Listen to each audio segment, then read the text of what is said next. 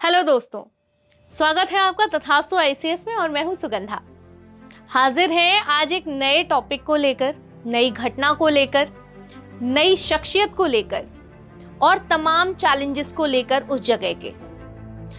जी, हम बात कर रहे हैं बांग्लादेश क्राइसिस के बारे में। पिछले महीने से न्यूज़ में तमाम चर्चाओं में है बांग्लादेश की घटनाएं, प्रोटेस्ट और सबसे important prime minister Sheikh Hasina. हम बात करेंगे आखिर ऐसा क्या हुआ बांग्लादेश में कि पूरी जो जनता है वो बौखला गई है और नरसंहार पर उतर आई है। ऐसा क्या हुआ कि बांग्लादेश की जो यूथ है वो डायरेक्शन लेस हो गई है और वो इतना प्रोटेस्ट कर रहे हैं कि सिचुएशन अनकंट्रोलेबल है। ऐसा क्या हुआ कि बांग्लादेश की पीएम शेख हसीना को ही अपना देश छोड़कर भागना पड़ा। ऐसी कौन सी मुसीबत आई है कि जो बांग्लादेश की प्रथम पीएम की बेटी हैं, बांग्लादेश के फाउंडिंग मेंबर की बेटी हैं, उनके साथ ये सिचुएशन हो रही है।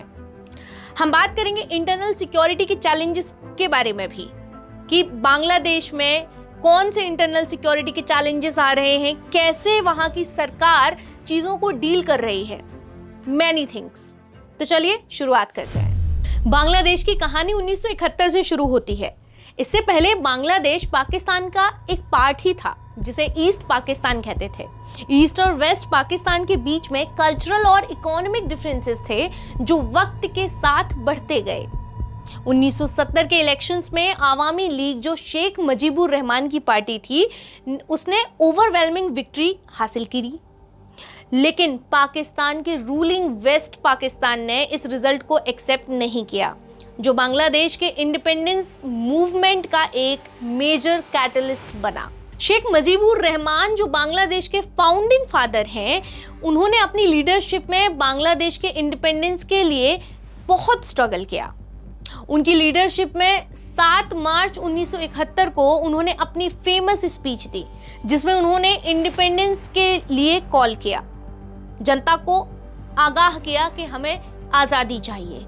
उनकी एफर्ट्स और पब्लिक सपोर्ट से 16 दिसंबर 1971 को बांग्लादेश ने पाकिस्तान से इंडिपेंडेंस अचीव किया। बांग्लादेश ने अपने आप को एक सोवरेन नेशन के रूप में स्टैब्लिश किया। लेकिन इंडिपेंडेंस के बाद भी बांग्लादेश को पॉलिटिकल और इकोनॉमिक चैलेंजेस का सामना करना पड़ा।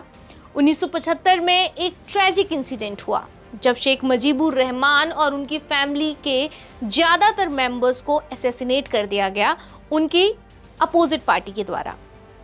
शेख हसीना और उनकी छोटी बहन शेख रेहाना ही बच पाई थी क्योंकि वो दोनों उस वक्त अब्रॉड टूर पे थी। शेख हसीना और शेख रेहाना को 1975 से 1981 तक इंडिया में एग्जाइल में रहना पड़ा। इन्होंने यहाँ अपना टाइम पॉलिटिकल एक्टिविज्म और बांग्लादेश के फ्यूचर प्लान्स पर फोकस करने में लगाया। 1981 में शेख हसीना वापस बांग्लादेश आई और अपनी पार्टी आवामी लीग के साथ पॉलिटिकल सीन में कम बैक किया। 1996 में शेख हसीना ने बांग्लादेश की प्राइम मिनिस्टर की पोजीशन संभाली। उनकी लीडरशिप में बांग्लादेश ने इकोनॉमिक रिफॉर्म्स और डेवलपमेंट प्रोग्राम्स किए, लेकिन उनकी लीडरशिप भी कंट्रोवर्सी से भरी हुई रही है। आइए बात करते हैं बांग्लादेश में हो रहे इश्यूज, चैलेंजेस और प्रोटेस्ट की क्रोनोलॉजी को समझते हैं कि आखिर कैसे शुरू हुआ, क्या प्रॉब्लम्स आ रही हैं, क्या चैलेंजेस हैं। पहले नंबर बात करते हैं 2018 इलेक्शन की। तो 2018 के इलेक्शन के बाद आवामी लीग ने कंट्रोवर्शियल विक्ट्री तो अचीव की। अपोजिशन पार्टीज और इंटरनेशनल ऑब्जर्वर्स ने इलेक्शन को रिज्ड और अनडेमोक्रेटिक बताया। प्रोटेस्ट के दौरान 2020 और 2021 में ढाका और चट्टोग्राम जैसे मेजर सिटीज में डिमॉन्स्ट्रेशंस और क्लैशेस फ्रिक्वेंटली होती रही हैं। लगभग 1000 लोगों के प्रोटेस्ट में इन्वॉल्वमेंट की रिपोर्ट्स आई हैं। 2021 ह्यूमन राइट्स इश्यूज। अब 2021 में एक ह्यूमन राइट्स वायलेशन के एलिगेशंस भी सामने आए। अपोजिशन लीडर्स को अरेस्ट किया गया और प्रोटेस्ट को सप्रेस किया गया। बांग्लादेश ह्यूमन राइट्स कमीशन के मुताबिक 2021 में 120 से ज्यादा पॉलिटिकल एक्टिविस्ट और जर्नलिस्ट को आर्बिट्री डिटेंशन का सामना करना पड़ा। अब बात करते हैं तीसरे चैलेंज की, इकोनॉमिक चैलेंज, जो बिगेस्ट चैलेंज है। 2023 में बांग्लादेश को इकोनॉमिक चैलेंजेस का भी सामना करना पड़ा। डिस्पाइट इकोनॉमिक ग्रोथ, इन्फ्लेशन और अनएम्प्लॉयमेंट की प्रॉब्लम्स बढ़ गई हैं। बांग्लादेश ब्यूरो ऑफ स्टैटिस्टिक्स के डेटा के अकॉर्डिंग 2023 में इन्फ्लेशन रेट 6.5% तक पहुंच गया है और अनएम्प्लॉयमेंट रेट 4.8% ही है। तो आप समझ सकते हैं कि अनएम्प्लॉयमेंट कितना बड़ा इशू है। अब बात करते हैं रिजर्वेशन इश्यूज की। बांग्लादेश में हिंदू और मुस्लिम कम्युनिटीज के बीच में रिजर्वेशन इशू भी कंट्रोवर्शियल है। हिंदू माइनॉरिटीज को गवर्नमेंट जॉब्स और एजुकेशनल इंस्टीट्यूशंस में रिप्रेजेंटेशन का प्रॉब्लम है। हिंदू कम्युनिटीज के लीडर्स के मुताबिक हिंदू मेजॉरिटी एरियाज में जॉब रिजर्वेशन और एजुकेशनल अपॉर्चुनिटीज बहुत ही कम है। हिंदू रिजर्वेशन का परसेंटेज गवर्नमेंट जॉब्स और एजुकेशन में सिर्फ और सिर्फ 10% है, जबकि मुस्लिम रिजर्वेशंस 90% है। 2022 और 2023 के प्रोटेस्ट और स्टूडेंट मूवमेंट के बारे में अगर बात करें तो 2022 और 2023 में यूथ ग्रुप्स ने ढाका और अदर मेजर सिटीज़ में प्रोटेस्ट ऑर्गेनाइज किए। उनका मेन कंसर्न जो था वो था डेमोक्रेटिक रिफॉर्म्स और ट्रांसपेरेंसी है। एजुकेशन क्वालिटी और जॉब अपॉर्चुनिटीज़ को लेकर भी डिमांड्स किए गए हैं। इन प्रोटेस्ट में कुछ वायलेंट क्लैशेस भी हुए हैं। अक्टूबर 2021 और 22 के इंसिडेंट्स की अगर हम बात करें, वायलेंस इंसिडेंट्स हुए हैं अगेंस्ट हिंदूज। तो अक्टूबर 2021 में दुर्गा पूजा के दौरान बांग्लादेश में हिंदू टेम्पल्स और कम्युनिटीज पर अटैक हुए। मल्टीपल इंसिडेंट्स रिपोर्ट्स हुए हैं जहां प्रोटेस्टर्स ने हिंदू टेम्पल्स को वैंडलाइज किया और हिंदू सिटीजन्स को टारगेट किया। इसके चलते इंटरनेशनल मीडिया और ह्यूमन राइट्स ऑर्गेनाइजेशंस ने भी बांग्लादेश की रिलीजियस टॉलरेंस को लेकर बात की, कंसर्न्स रेज किए और कहा कि कैसे सिचुएशंस वहां पर बिगड़ रही हैं। अब बात करते हैं रीसेंट प्रोटेस्ट की, जो जुलाई 2024 से अगस्त 2024 के बीच में हुए हैं और अभी भी चल ही रहे हैं। तो इनका जो मेन फोकस है वो है इन्फ्लेशन, अनएम्प्लॉयमेंट और डेमोक्रेटिक रिफॉर्म्स पर। 5 से 10 अगस्त 2024 के बीच ढाका और चट्टोग्राम में मेजर डिमॉन्स्ट्रेशंस देखी गई। प्रोटेस्ट के दौरान लगभग 5000 लोगों को इन्वॉल्व किया गया और कुछ वायलेंट क्लैशेस भी हुए। तो जब ये प्रोटेस्ट चल रहे थे तब प्राइम मिनिस्टर शेख हसीना ने प्रोटेस्ट और अटैक्स के बाद पब्लिक स्टेटमेंट दिए हैं। उन्होंने कहा कि गवर्नमेंट पीसफुल डिमॉन्स्ट्रेशन की सपोर्ट करती है, लेकिन जब वायलेंस और डिस्ट्रक्शंस की बात आती है तो ये टॉलरेट नहीं किया जाएगा। अब ये बात तो हुई प्रोटेस्ट के दौरान जो स्टेटमेंट्स दिए गए पीएम के द्वारा, सुप्रीम कोर्ट के द्वारा। अब इससे बात आगे बहुत बढ़ चुकी है। अब बात बढ़ गई है कि जब शेख हसीना को अपने देश को छोड़कर चुपचाप से दूसरे देश आना पड़ा, भारत आना पड़ा, वो आखिर क्यों? अब हम उसके बारे में बात करेंगे कि वो सिनेरियो हुआ क्यों, कैसे हुआ और अभी क्या सिनेरियो चल रहा है। तो बात थी शेख हसीना अपने बांग्लादेश देश को छोड़कर क्यों भागी, वो ये सिचुएशन थी।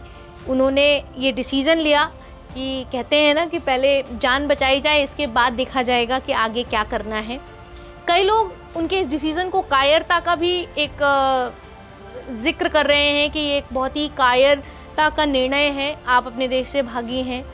और यूथ जो है वो अभी भी बहुत बौखलाई हुई है। हालांकि उनके देश छोड़ने के बाद बांग्लादेश सुप्रीम कोर्ट की तरफ से भी कई बयान आए हैं। उन पर 2 क्रिमिनल केसेस भी दर्ज किए गए हैं, मर्डर और किडनैपिंग के।